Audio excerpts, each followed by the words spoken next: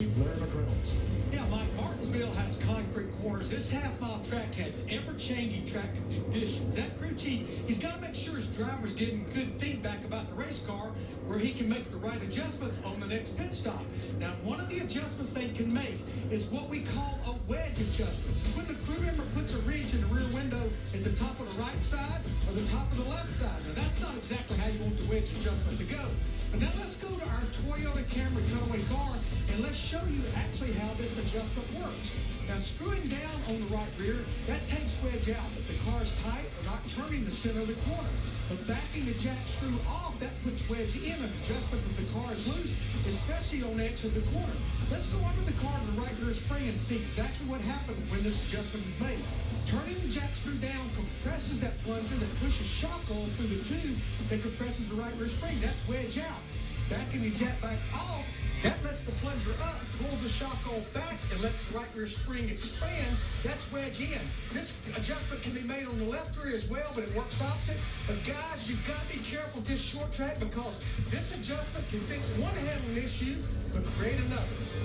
Well, it definitely can create some different issues, but the other thing that it does is it takes time on the pit stop. It's usually a half second to a second that you have to give up in order to make that adjustment. So one of the things that you can do to your race car to make it better, and if you want to do those things, typically you want to do them early in the race. For sure. Definitely a lot of time won or lost on pit road at this racetrack in particular. Beautiful day to go racing. The big question today, will it be warm enough for these concrete corners to take rubber? 64 degrees, 80 on Friday, 81 tomorrow. We get the 60s okay, but it's a nice sunny day. To go 400 laps here, 80 laps in stage 1, 100 laps in stage 2, and then the final stage. There's some Shane Van Ginsberg radio. Appreciate all the effort all weekend. A lot of work went into getting here.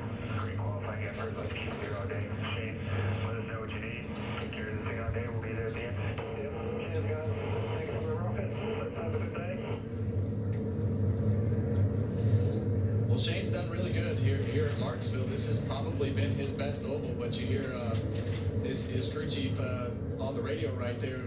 They seem pretty confident in what they have, and sometimes that's half the battle, having that confidence. Well, one of the hardest battles is qualifying. Yeah. Starting up front is a track position racetrack. Everybody knows that. It's hard to come by. Gives you a better pit stall. That's a big deal. When Ready? Ready. I love this place. Gets me excited every time.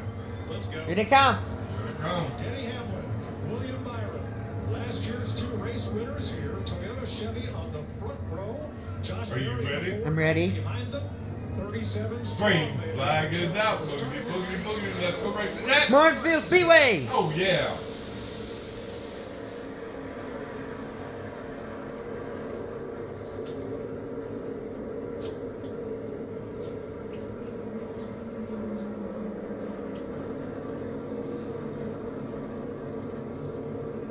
Byron pulls away from Josh Berry, so there'll be single file for the first 4 spots.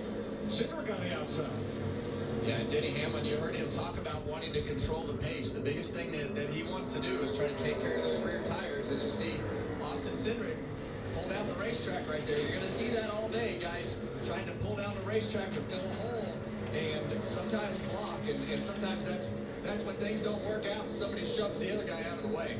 Well, with this, since we went to the Gen 7 car, in my opinion, you can hold on to that outside a little bit longer on these restarts than you used to. So you still have to get it sorted out, but you might be on the, you see them bottle up on the inside.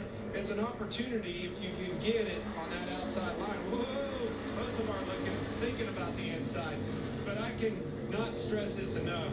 Putting Denny Hamlin on the pole of this race and allowing him to be able to control the pace in this is exactly what he wants, and nobody does it better than Denny. And we saw something yesterday in the O'Reilly race that I'd not seen at Martinsville, which was cars going 3 wide around here, lap after lap.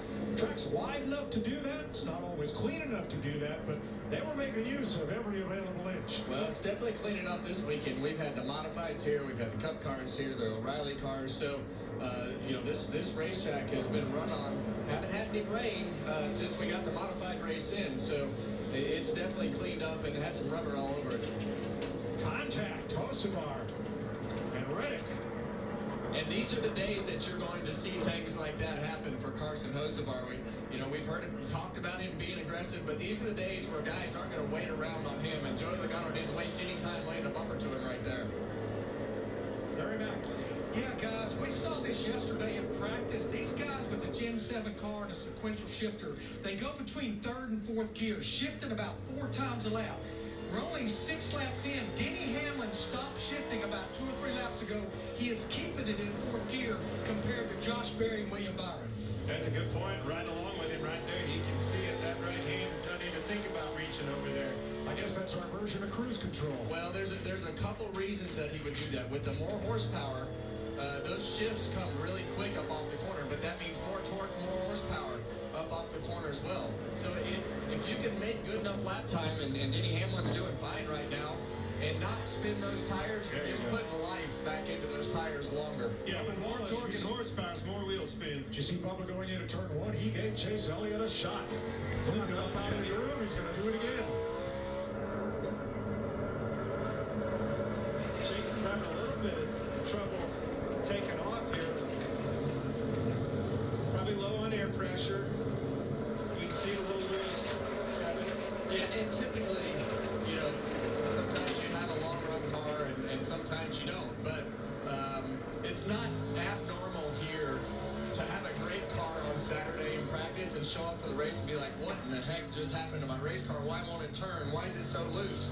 I did that a lot more than you, but it was not fun to have to drive it that way after you thought you had such a good race car. Well, Chase has dropped 3 spots from the start of the race. Bubba's aware of that. Thought he could take advantage, but now they seem to have equaled out. And yesterday we thought Chase Elliott had one of the best cars, and also this car right here of Joey Logano. He had a great car in practice yesterday. 13 straight top 10s here at Martinsville. So obviously a racetrack that he does very well at. But they needed to fix and get some things going in the right direction this week. They got lapped 3 times at Darlington last week. And saying Joey Logano got lapped 3 times at a racetrack anywhere on the schedule is something that I wouldn't have ever imagined saying, but it can happen. I've had it happen in these Gen 7 cars. You miss it by that much at a place like Darlington, and it will make for a long day. And last week he had that long day. Ryan Blaney moving up. Blaney started 12th. Here he is in 9th place. And Blaney's just been one of those cars that have been so good on the long runs here at Martinsville, and we expect that trend to continue today. He has a little bit